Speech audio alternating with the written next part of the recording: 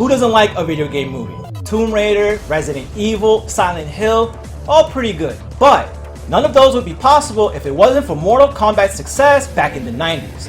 So we're gonna rewind back to 1995 with director Paul W.S. Anderson, Robin Shou, and Linden Ashby to talk about the cult classic Mortal Kombat.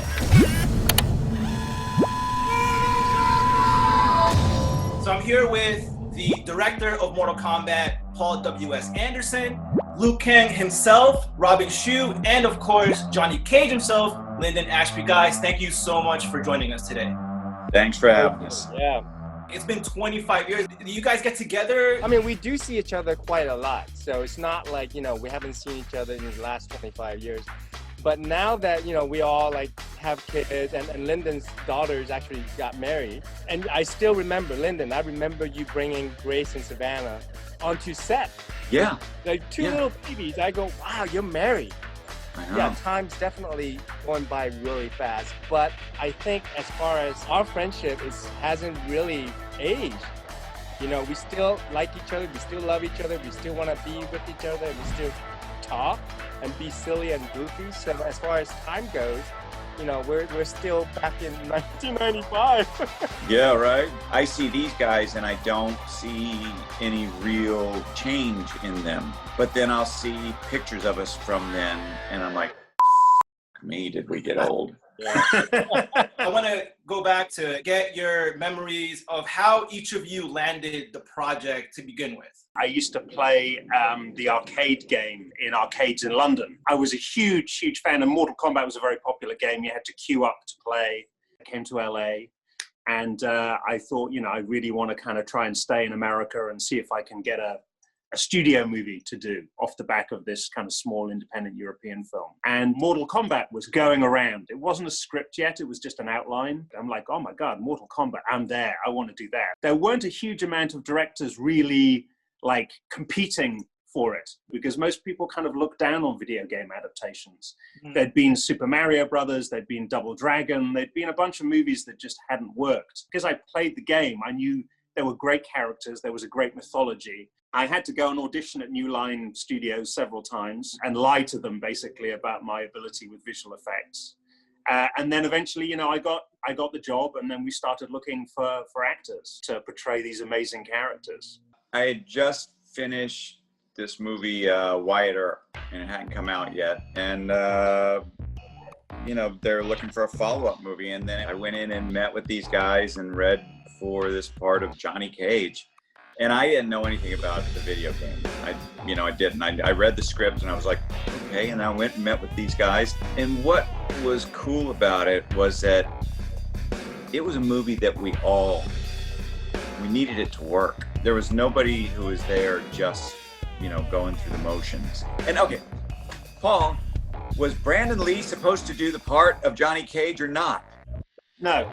He was never going to be Johnny Cage. Oh, there you go. Boom with the bump. So I was working in Hong Kong in the 90s, and I've done all these Hong Kong action movies. And then a friend of mine was a talent agent, and he said, you know, there's this movie called Mortal Kombat. And I hear Mortal Kombat. First of all, it sounded stupid to me, okay? Mortal Kombat. What's stupid about spelling combat with a K? What? I don't understand. So then I said, no, I don't think so. And then he kind of pressed on saying, Robin, this is you should go in. So then I was called for another meeting, read, and so forth. And eventually got the part. Paul, I wanted to ask you, in your mind, do you remember what was going through, like conceptually, like what you needed to do to make sure this video game movie was good? In any adaptation, whether you're adapting a video game or a book, you face the same problem, which is part of your audience are going to know absolutely everything about the story and about the characters before they, you know, have eaten their first piece of popcorn, while some of the rest of the audience know absolutely nothing about it. You have to please both audiences, and I think we were aware of that from the start. Even though we loved the video game a lot and all the action, we also wanted to put a lot of humor into the movie because we felt that would also help it work with a kind of mainstream audience that didn't necessarily know the source material. I think Paul was like 28 or 26, a young kid. So he was so excited. I swear to God, he has control of this big budget movie set. I turned 30 when we were doing post-production on the movie. So I must have been 29 when we were shooting it. And also, our actor, we got along so well. And I think that you can tell in the film, the chemistry was just so amazing. I mean, I've said this before, but we just kind of caught lightning in a bottle. And we made this movie that just worked. And it still works. The biggest star in the movie was really Christophe Lambert. And he was such a nice, cool guy, you know, and that sets the tone for the movie set. You know, if the guy who's getting paid $1 million to be there is cool and is nice, then everyone tends to kind of fit into that mold as well. I think, you know, a lot of the chemistry was based on kind of real friendships that were being built at the same time as we were shooting. We completed the film, really, and then felt there was something missing, and we went back to capture 2 more additional scenes, the reptile scene and the scorpion scene. We were originally making the movie for a budget, I think it was of $21 million. Right before we started production, the budget was cut by $3 million. So what suffered was the schedule, and we reduced the scope of some of the fight scenes. Then we tested the movie, and sure enough, when we tested the movie, people liked it, but they said there should be more fighting. So, you know, we had to go back and then basically put that $3 million back into the budget, which I was really happy about, and then go and shoot some extended fight scenes. We shot the start of the scorpion fight in Thailand. It just wasn't that much of a fight. And Linden came to me afterwards and said, we should just go shoot another fight scene for a couple of days. He was right. And then, you know, the test audience confirmed that. So then we went and shot not for another 2 days, but like for another 5 or 6 days, I think. When we were coming back to the reshoots, I turned to Robin. You know, you choreographed those fights and you put them together, and that was you, man. Paul, you know, Paul knows, because my background was from Hong Kong, all these action Jackie Chan movies. So then I understand the timing and the beat of the fight, because I always view a fight has a story as well. It has to have a beat. You know, the hero loses in the beginning, how come then the fight gets even and then the heroes come back. Thank goodness, you know, I mean, Paul was like 100% in.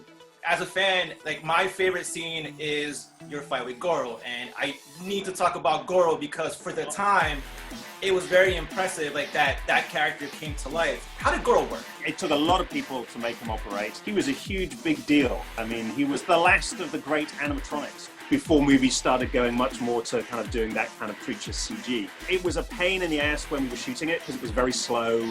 He was very cumbersome. He kept breaking down. The cast for the movie was delightful, apart from Goro. He was the real diva on set. And everyone joked that, you know, is Goro coming out of his trailer yet? Because there'd always be some kind of delay. I think he got paid more than me and Linden and Robin combined. You know, He was the big deal. We did some polls on our social platforms. Which fight scene was your favorite for Mortal Kombat? Liu Kang versus Reptile or Johnny Cage versus Scorpion? Which one do you think won that poll? That's hard. I love both of them. I'll let Johnny win. I'll let Linden win. It was Johnny Cage versus Scorpion. You win. With 58%. Truthfully, Robin's responsible for both of them. So He wins anyway. That's true. The next one is Liu Kang versus Sub-Zero or Sonya Blade versus Kano. Who do you think fans kind of went with? I think probably Liu Kang versus Sub-Zero. You are correct. That's the one that won. 56% for that one. The last one is Johnny Cage versus Goro or Liu Kang versus Shang Tsung. Who do you think our fans hold as their favorite? Goro and Johnny Cage. Yes. You guys are right. It was Johnny Cage versus Goro was 54%. So that's the one that won out. This is gonna be like a little bit of trivia. I'm gonna test you guys' Mortal Kombat knowledge. True or false? Johnny Cage was a parody of Jean-Claude Van Damme. I would say yes, he was. And you are correct, sir. Yeah, baby. Which 2 matches actually meet the criteria for a flawless victory in the movie? Heartline and Linden. And which other one? I think it's the stick fight, right? Where Shang steals the soul at the end. So it's actually the Sub-Zero fight with the henchman when he just freezes them and he crashes. And the other one is Johnny Cage versus Goro. 2 questions left. Second to last question. Who was the first character created for Mortal Kombat? Liu Kang. Johnny Cage. Which A-list actor was shooed away by security when they tried to stop by the set? Tom Cruise. The medic sent him away. He said, "This is a closed set. You can't be here." I would say flawless victory, but there was definitely some finessing that was going on through that. Oh, there's always a little finessing. There's no such thing as a flawless victory. Do you feel like, after reminiscing about the fight scenes and the stunts, but also like the belovedness of that movie, do you think it holds up 25 years later? Definitely, our fight still holds today because it has all these sort of modern elements. And I think that the movie itself holds up because it's fun, but it never makes fun of itself. There's a fondness for that movie. It was a huge part of a lot of people's lives. I mean, there's a demographic that to this day, they loved Mortal Kombat. They grew up with Mortal Kombat. Yeah. Guys, I want to say thank you so much for joining us today. You've made a career and lifetime highlight for me today, talking to you and learning more about Mortal Kombat. Thank you guys so much for joining us today. Thank you for having us. Thank you. Cheers. Guys, okay?